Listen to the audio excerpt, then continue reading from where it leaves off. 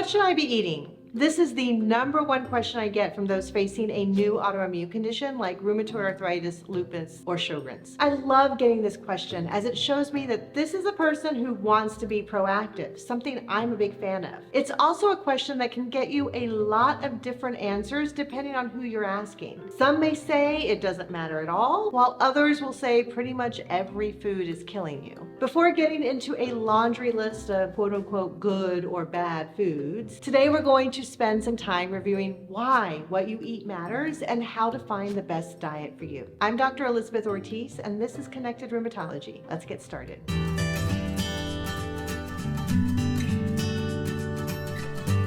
Treating disease with food is not a new concept, as for centuries, plants and animals were the only tools medicine men had at their disposal. However, in recent years, it has gotten a lot of attention, not only because it can be easily packaged up and sold, but also because we now have a scientific premise to the old adage, you are what you eat. And what's at the root of that scientific premise? The microbiome. The microbiome is the collection of microscopic organisms such as bacteria, fungi, and viruses that live in different parts of our body. We, meaning humans, participate in a symbiotic relationship with these organisms as we provide them with food and shelter, and they influence our immune, hormonal, and nervous systems. Symbiotic relationships are everywhere in nature, so it's no surprise that we're included. We have only recently been able to find and test for our microbiome and are just scratching the surface of understanding how it interacts with our body and contributes to our health and disease. When thinking of our gut microbiome, it is only natural to wonder, how does what we eat, or to put it in another way, how does what we feed our microbiome impact our health? Does feeding our gut microbiome, quote, bad food, lead to poor health? Well, there's a lot of evidence that the answer is yes. This, though, has only led to more questions, like what is bad food and how much is needed to actually get sick? And how can we test for a sick microbiome? And by the way, this is not something we can reliably do right now. There are lots of tests that are out there claiming to give you information regarding the health of your microbiome. But the microbiome is dynamic, meaning it's never the same day to day. Researchers have to collect and measure it over long stretches of time in order to be able to make a judgment on its health. So a one-time test will not tell you much. It's also debatable what a healthy microbiome is and what it isn't. Researchers have found that there is incredible variability between people as to what a healthy microbiome can look like. So what is good for me will be different than what is good for you. This makes those one-time tests even less reliable. Okay, so now that we understand our microbiome and why it's so important for our health, let's talk about inflammation, specifically about whether food can contribute to inflammation. So spoiler alert, it absolutely can. Certain foods can lead to inflammation within our system that can then lead to all kinds of symptoms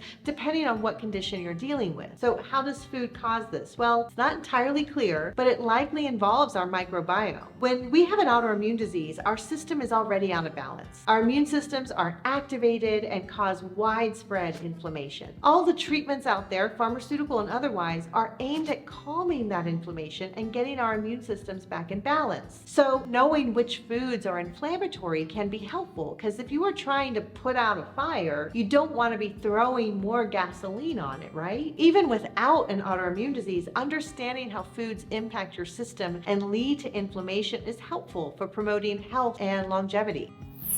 Hey there, so I'm just jumping on real quick to let you know about something I've built that will get you answers faster. Your Appointment Home Run Handbook. I developed this after over 15 years of seeing thousands of autoimmune patients. This totally free handbook will help you think through your symptoms, your past experiences, and your family history so that you can walk into your appointment ready to tell your story and walk out confident in your plan. The best results my patients have had is when we are on the same team, and this is what I want for you and your doctor, which is why I've made this handbook totally free. You can find the link to get your free copy of your Appointment Home Run Handbook in the description box below.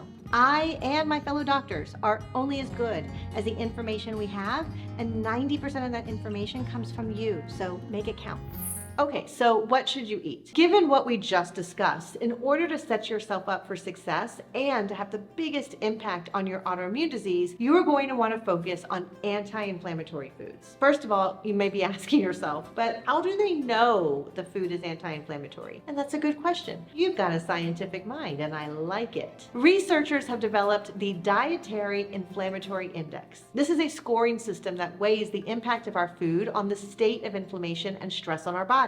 For research that has used this index, we have identified these as the most inflammatory foods. I'll pause for you to take a screenshot. You should see some common food items that pop up on a lot of diet searches, like sugary beverages, fried foods, and refined carbs. These typically pop up in weight loss diets, which, by the way, have you noticed that I haven't mentioned weight once? Eating for your autoimmune disease is focused on inflammation, not weight. Okay, so if you shouldn't be eating these pro-inflammatory foods, what should you eat? Enter the anti-inflammatory diet. This is a way of eating that was coined by Dr. Andrew Weil many years ago and includes foods that are known to decrease inflammation. Foods included in this diet are often called whole foods or unprocessed foods. I do want to take a minute and mention the Mediterranean diet. The Mediterranean diet is a way of eating that is tied to the countries with coastlines around the Mediterranean Sea. This diet was found a while ago to be associated with longevity and decreased cardiovascular risk, so it has been studied a lot and is often cited as the diet with the most evidence behind it. The Mediterranean diet is a type of anti-inflammatory diet, but I tend not to emphasize this way of eating as for some, especially those from other parts of the world, it can actually be quite limiting. There are plenty of other cultures around the world who have healthy ways of eating, so I've always preferred to focus instead on an anti-inflammatory way of eating. There are a lot of different ways to approach your diet. For some, hiring a dietitian and doing a strict elimination diet provides some relief. I've certainly seen those with autoimmunity succeed taking an extreme and strict approach. But more often than not, this can backfire and cause the person to feel more fatigue and be miserable and make changes that just don't stick. Changing the way we eat can take time, a lot of time. That's okay. We also need to give ourselves some grace. For many, food can provide a level of comfort that we turn to in times of unease and uncertainty, kind of like how you feel if you've just been diagnosed with an autoimmune condition. So if you saw a favorite food of yours on that pro-inflammatory list, just take note. Start paying attention. How often are you eating it? How do you feel afterwards? In fact, that's always the first step I recommend. You don't need to tear up your pantry and get rid of everything. Just start paying attention. How often are you eating at restaurants? How often do you cook at home? And when you do cook at home, what are you making? How does it make you feel? While you're paying attention, start looking into some anti-inflammatory meals and snacks you can incorporate into your life. I'm a big believer that diet changes don't stick if all we're doing is taking away all the yummy things. Trust me, I've been there. I've tried everything, and taking the food you love away only makes me moody and miserable. I'm starving! But finding yummy things that fit into my lifestyle have helped me then phase out the not so great things for me. There is not a shortage of anti-inflammatory cookbooks or blogs, but I'd be remiss to not mention my friend's book, The Anti-Inflammatory Family Cookbook. This isn't sponsored and that's not an affiliate link, it's just I really like the book. The author, Stefania Patinella, is a gem, and I love the approach this cookbook takes as it serves up ideas that are good for the whole family, because changing your diet alone is a sure way to struggle. I'm actually not going to recommend in-depth conversations about diet with your doctors, as most doctors aren't really the specialists in this area. You may have found one that has done some dietary training and can give some detailed advice, but unfortunately the vast majority can't, and they might give outdated or unuseful information. I would recommend, however, looking into a registered dietitian in your area. RDs are specifically trained not only to evaluate your diet, but also to make recommendations and help coach you through making those changes so that they actually stick. When looking for an RD, ask, do you have experience working with someone with an autoimmune disease? Also be mindful, do they advertise working with one type of diet, say vegetarianism or keto, or do they work with the client to make a personalized diet? And I bet you can guess which one I recommend.